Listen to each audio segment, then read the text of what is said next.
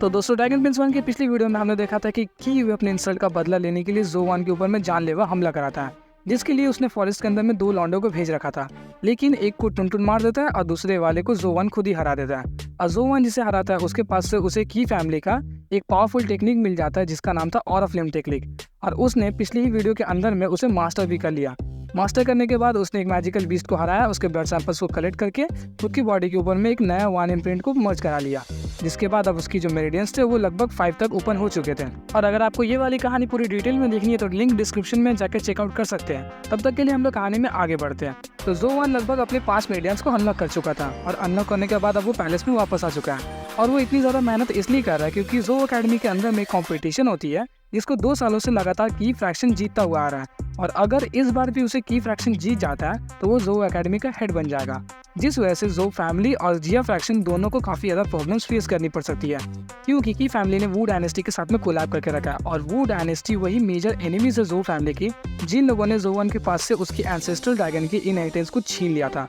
और अब वो लोग की फैमिली की मदद से धीरे धीरे करके ज़ो फैमिली को वीक कर देना चाहती है, और एक ही झटके में अचानक से पूरी तरीके से बर्बाद कर देना चाहती है। और अब कंपटीशन की टाइमिंग आ चुकी थी। उस कंपटीशन के अंदर में जो छोटे मोटे फैक्शन थे उनकी फाइट्स एक दूसरे के साथ होती है, वो निपट जाती है, और अब मेन इन दोनों के बीच में फाइट होने वाली थी, की फ्रैक्शन वर्सेस जिया फ्रैक्शन। दोनों फ्रैक्शंस की तरफ से 4 पार्टिसिपेंट्स इसके अंदर में पार्टिसिपेट करते हैं, और जिया फ्रैक्शन के अंदर से ज़ो1, सोयोवी और एक लड़का और एक लड़की थे, लेकिन उनकी तरफ से 3 मेजर लड़के और एक कीवे था। और जब फाइट स्टार्ट होती है तो वो लोग स्टार्टिंग की फाइट से चीटिंग करना स्टार्ट कर देते हैं। उन लोगों ने अपने पार्टिसिपेंट्स के ऊपर में एक स्पेशल टाइप ऑफ 1 इम्प्रिंट और एक पिल को खिला के भेजा था, जिस वजह से वो लोग काफ़ी आसानी से इस लड़के और लड़की को हरा देते हैं। और इन दोनों के हारने के बाद ही याओ को उन लोगों के ऊपर में शक होने लगता है, और वो समझ जाते हैं कि उन लोगों ने एक स्पेशल टाइप ऑफ 1 इम्प्रिंट को खुद के बॉडी के ऊपर में इस्तेमाल किया है, जिस वजह से वो लोग काफ़ी आसानी से इन्हें हरा दे रहे हैं। और सोयूवी की फाइट से पहले याओ उसे रोक देती है और उसकी बॉडी के ऊपर में एक 1 इम्प्रिंट को इस्तेमाल करती है, जिसकी मदद से उन लोगों का जो नेगेटिव इम्पैक्ट था वो सोयूवी के ऊपर में नहीं पड़ता। और सोयूवी एक तो पहले से ही ताकतवर थी, उसने 7 मेरिडियंस को पहले से ही अनलॉक करके रखा था, जिस वजह से वो उन तीनों पार्टिसिपेंट्स को काफ़ी आसानी से हरा देती है।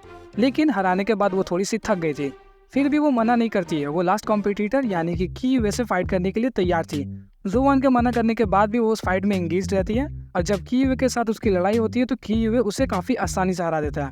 हारने के बाद ज़ो1 काफ़ी ज़्यादा गुस्से में आ चुका था, और अब सभी लोगों को लग रहा था कि की फ्रैक्शन अब इसको काफ़ी आसानी से जीत जाएगा, क्योंकि कीवे और ज़ो1 के बीच में काफ़ी ज़्यादा डिफरेंस था, और सभी लोगों को लग रहा था कि कीवे ही इस कंपटीशन को जीतेगा। और अब कीवे और ज़ो1 के बीच में फाइट स्टार्ट हो जाती है। दोनों एक दूसरे के ऊपर में काफ़ी तगड़े वार करना स्टार्ट कर देते हैं, और किसी को भी ऐसा नहीं लग रहा था कि ज़ो1 अभी भी 5 मेरिडियंस के ऊपर ही है, क्योंकि वो 7 मेरिडियन वाले कीवे को काफ़ी अच्छी टक्कर दे रहा था।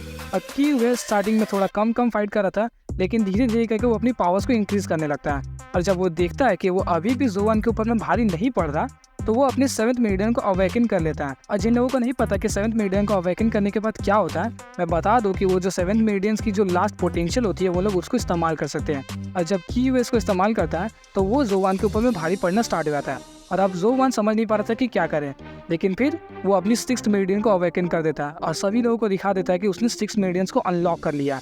और जब वो 6 मेरिडियन को अनलॉक करता है तो वो कीवे के ऊपर में वापस से भारी पड़ने लगता है, और कीवे लगभग हारने ही वाला था मैच को, लेकिन तभी वो अपना मास्टर प्लान को निकालता है और ऑरा फ्लेम टेक्निक को इस्तेमाल करने के लिए तैयार हो जाता है। और ज़ो1 उसको देख के बिल्कुल भी नहीं घबराता, क्योंकि ज़ो1 ने पहले से ही ऑरा फ्लेम टेक्निक को मास्टर कर रखा था। और जब कीवे ज़ो1 को ऑरा फ्लेम टेक्निक यूज करता देखता है तो वो बिल्कुल चौंक जाता है, क्योंकि ज़ो1 की जो ऑरा फ्लेम टेक्निक थी वो कीवे से एक लेवल आगे थी, यानी कि उससे भी ज्यादा पावरफुल।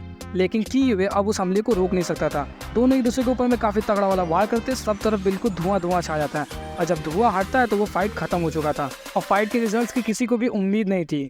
ज़ो1 उस फाइट को जीत चुका था, और एक तरफ कीवे की बॉडी गिरी हुई थी और दूसरी तरफ उसका हाथ कटा कहीं और इसे देख के सभी लोगों का दिल दहल कर रहा था। कीवे का जो बाप था वो मैदान में उतर जाता है ज़ो1 को मारने के लिए, क्योंकि उसने उसके बेटे का हाथ काटा।